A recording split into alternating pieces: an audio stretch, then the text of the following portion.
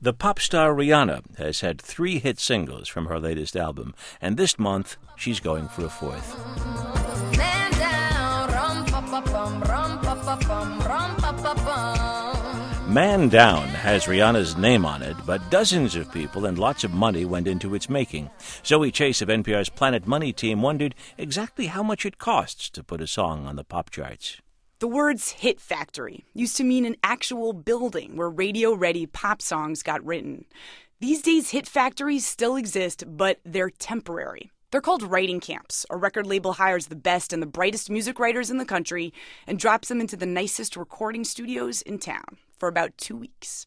Ray Daniels was invited to the writing camp for Rihanna's latest album, Loud. It's like, an all-star game. You get everybody in.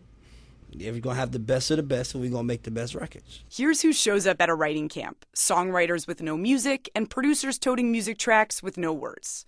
Daniels manages a songwriting team of 2 brothers called Rock City. They had to write words to music they'd never heard before. They'll go into the booth and they'll hum the record. They'll just say a melody. All that humming is expensive. Let's say if you got 10 rooms working. Every day, them rooms are costing anywhere between $2,000 and $2,500 per day per room.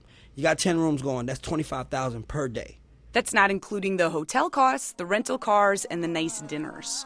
At the end of the 2 weeks, Rihanna picks her favorites. I didn't mean to end this life, no it wasn't right, I can't even... What you're hearing is the demo for the song Man Down. Rihanna liked it. They literally wrote Man Down in about 12, 13 minutes. Def Jam bought it, along with the 10 other tracks that made up the album. The cost of the writing camp breaks down to about $18,000 per song. Man Down was released as a single off Rihanna's album 2 months ago, and we'll use that song for our example.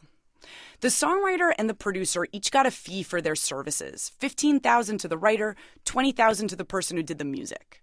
That's about $53,000 spent on the record so far before Rihanna even steps into the studio with her vocal producer. The vocal producer's job is to make sure Rihanna sings the song right. I need you to belt this out. I need you to scream this. Enter Rihanna's vocal producer, Makeba Riddick. She's coached Rihanna to sing many chart-topping singles, and she's expensive. It can start anywhere between $10,000 to $15,000 to go in and do a song. So the writing camp, plus the songwriter's fee, plus the producer's fee, plus the vocal producer's fee, plus the mixing engineer's fee, it all adds up to about $78,000 to get to the finished product, the song. $78,000 is pennies compared to what comes next. It's not a hit song until everybody hears it. A rollout of one record might cost $1 million. Rihanna's here. Hey, Rihanna! The reason why it costs so much is because you need everybody to move at once. You want them to turn on the radio and hear Rihanna. Rihanna's live in studio 92.3 now. To turn on BET and see Rihanna. Your reactions to Rihanna's latest video, Man Down. Rihanna! When you look on Billboard, you look on the iTunes chart. Oh my God, Loud is #1 on iTunes right now. What? I need to pay to make sure the record is on iTunes. When you log on the Apple Store, I want you to see Rihanna first. All of that costs. I need everything to click at once.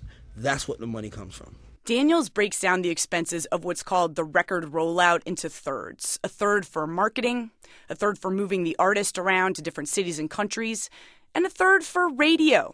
Radio, you're talking about treating the radio guys nice. Paul Porter is a former radio program director. He remembers he hadn't been on the job for 2 weeks as programmer for BET before getting an envelope in the mail. $40,000 in it.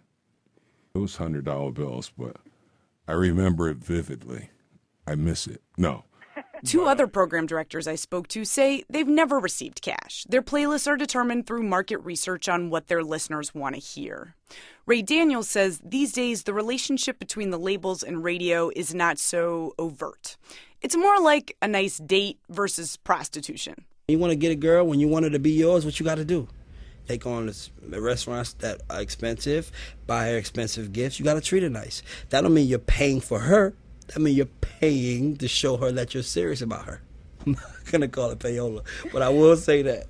It's ballpark, but approximately $1,078,000 later, Rihanna's Man Down gets added to radio playlists across the country, gets a banner on iTunes, And the video drops. Oh yeah, you forgot the video. We're not even talking about the fact that the video costed $100,000 to $150,000.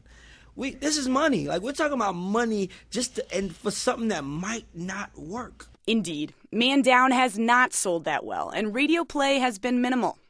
But Def Jam makes up the shortfall by releasing other singles. And only then, after the label recoups, will Rihanna herself get paid. Zoe Chase, NPR News, New York.